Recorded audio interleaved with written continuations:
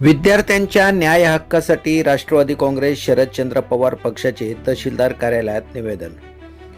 विद्यार्थी व युवकांच्या न्याय हक्कासाठी तसेच शिक्षण व्यवस्थेतील गंभीर प्रश्नाकडे केंद्र सरकारचे लक्ष वेधण्यासाठी राष्ट्रवादी काँग्रेस पार्टी शरदचंद्र पवार या पक्षाच्या वतीने शहापूर तहसील कार्यालयावर आंदोलन करून तहसीलदार यांना निवेदन देण्यात आले.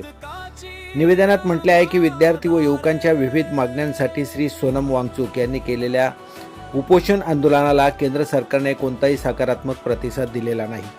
तसेच देशभरातील 20हून अधिक विद्यार्थ्यांनी या संदर्भात आत्महत्या केल्याचा उल्लेख करत या प्रकरणाची नैतिक जबाबदारी स्वीकारून केंद्रीय शिक्षण मंत्री धर्मेंद्र प्रधान यांनी राजीनामा द्यावा अशी मागणी करण्यात आली आहे.